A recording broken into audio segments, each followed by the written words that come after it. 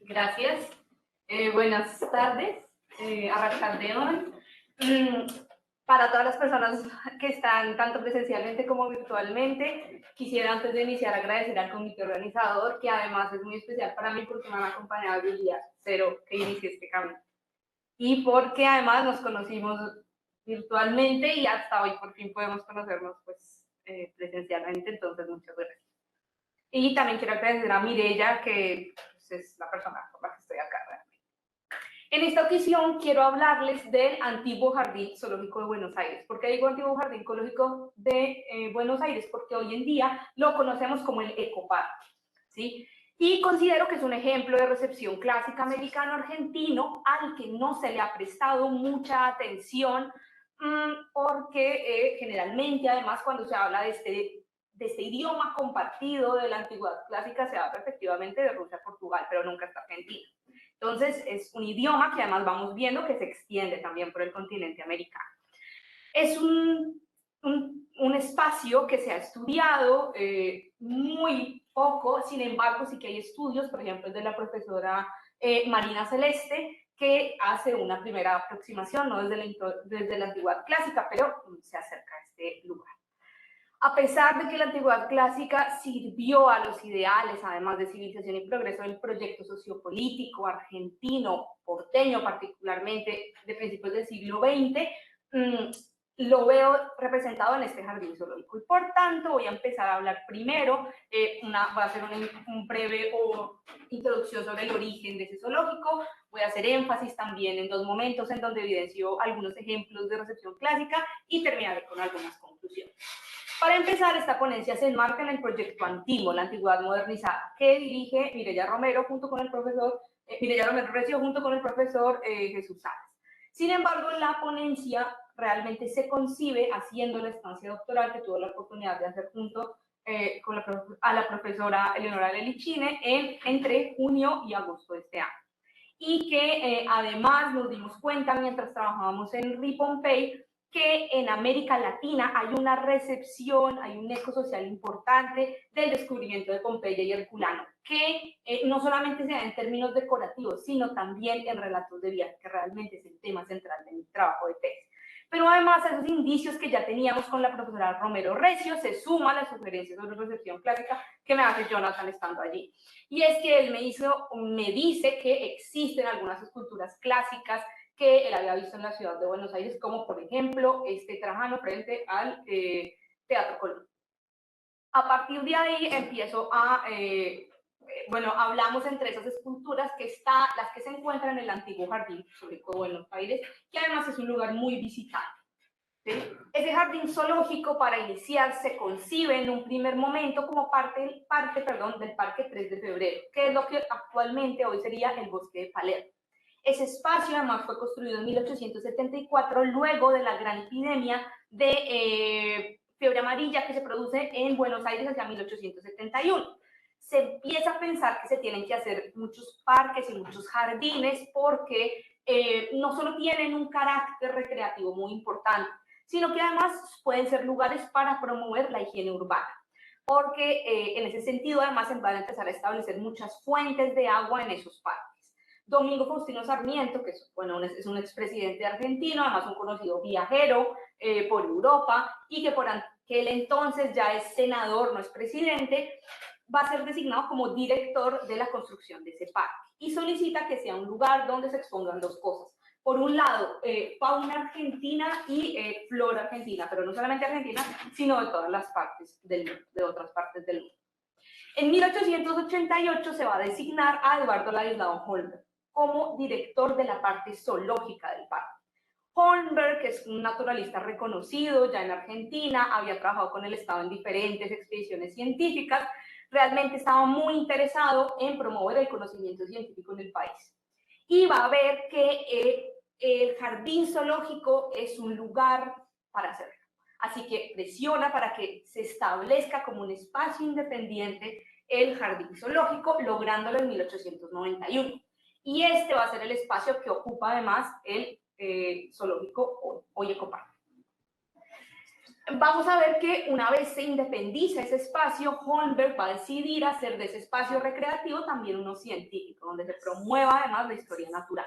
Y en 1873 crea la revista del Jardín Zoológico de Buenos Aires, donde pretende dar cuenta de lo que se hace en el Jardín Zoológico, pero además generar literatura científica sobre historia natural, que él además ya venía publicando por fascículos en el periódico El Nacional, ¿sí? Que es un periódico además que se va a convertir prácticamente en la vitrina intelectual de la élite de la época.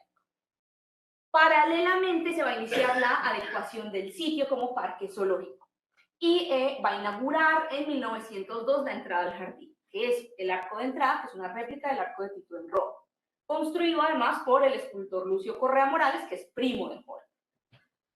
También va a iniciar la construcción de los pabellones donde aloja a los animales que conforman la colección zoológica, y a partir de su conocimiento sobre modelos de zoológicos europeos, él particularmente va a estar mirando el de Hamburgo, el de Londres, el de Berlín, el de Frankfurt.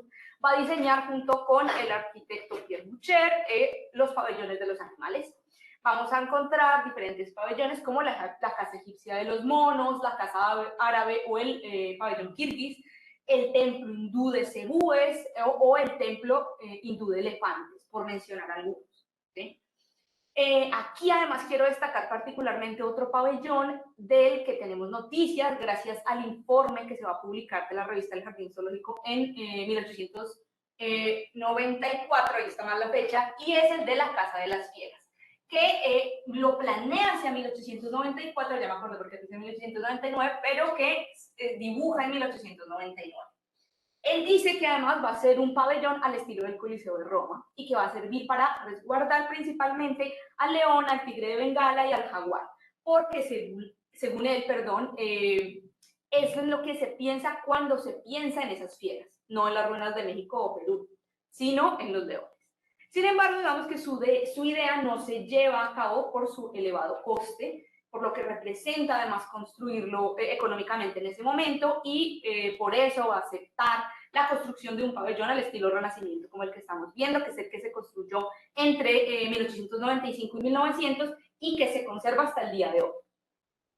Finalizado el periodo de Holmberg, va a asumir la dirección de ese jardín botánico el paleontólogo y geólogo romano Clemente Onelli, que se había naturalizado en Argentina desde los 24 años y que va a asumir la dirección del jardín en 1904, buscando ampliar el público al que va dirigido el jardín zoológico a través de una serie de modificaciones en donde además la antigüedad clásica tuvo un papel preponderante.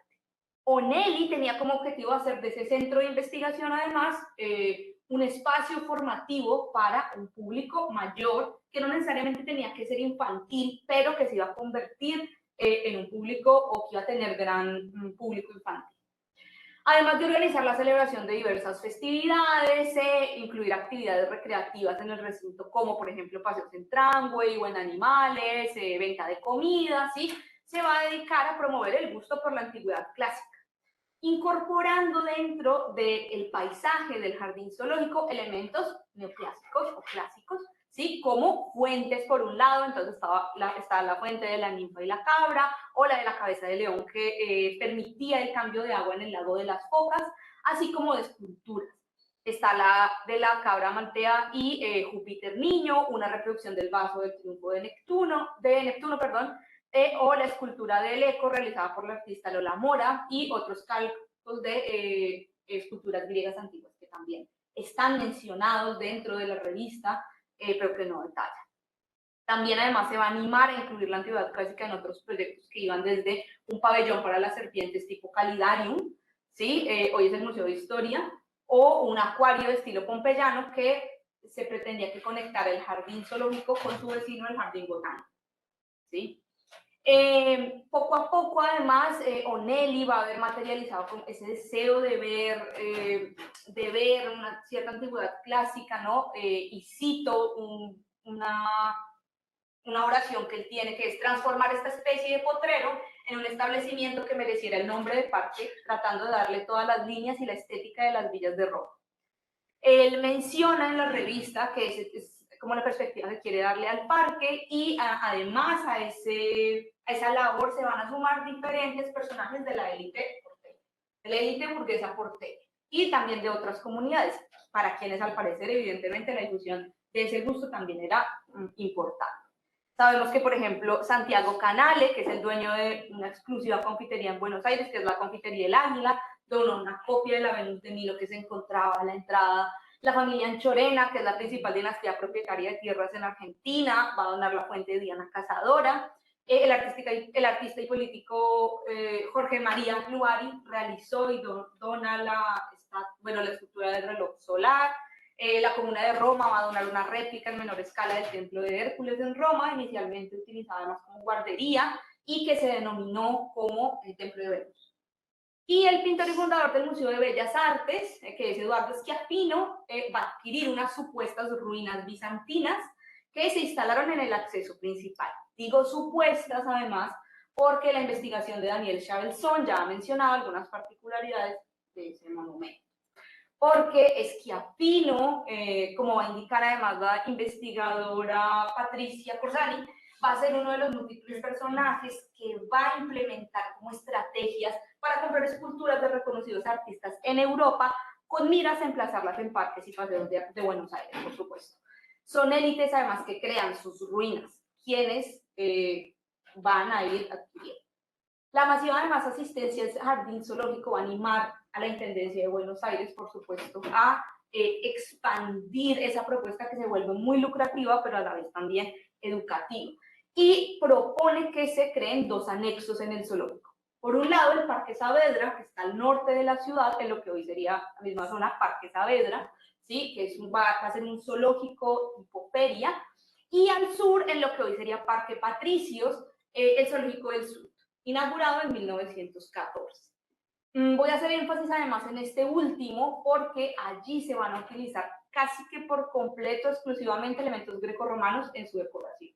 Entre los que se encuentran en la entrada, por ejemplo, una estatua de la loba capitolina, el pabellón de los felinos y los osos era una réplica del acueducto de Claudio, que además parece que albergaba en cada arco una jaula, el depósito de forrajes estaba en el área de Júpiter, las aves exóticas en el Erectión, y finalmente sobre la avenida Casero se encontraba el templo de Vesta, ¿vale? El templo de Vesta, que es el que ven a su derecha. Y finalmente va a haber otro edificio que es el Templo de la Fortuna Viril de Roma, donde funcionaba una confitería y que es el único edificio que se conserva hasta el día de hoy, ¿sí? Que se restauró hace unos 4 o 5 años.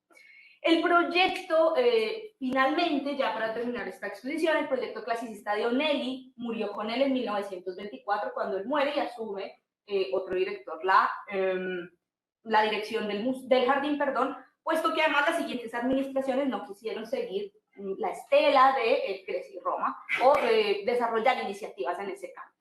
No obstante, sin embargo, ese corto recorrido por esas dos administraciones nos permite concluir algunas cosas. Por un lado, que la antigüedad clásica sirvió como modelo estético al proyecto político-cultural porteño de finales del siglo XIX y principios del XX, a través de instituciones públicas como el Jardín Zoológico, que pretendió educar en un supuesto o en gusto en lo que se consideraba o en gusto a sus ciudadanos, a través de la descripción de elementos paisajísticos dentro de espacios, además, donde las élites colaboraron, y esas élites que conocían esas ruinas que habían dado posteriormente, ¿no? Finalmente las realizaban, viajaban, las conocían, volvían, las realizaban y las recreaban para compartirlas en Buenos Aires, ¿no? Y de esta manera, digamos, lo que propongo es que creaban sus propias ruinas, pero esta vez no para ellos, los que podían viajar a Europa, sino para que esos que no podían viajar a la antigüedad, ¿sí?, pudieran hacerlo desde la Europa. Gracias.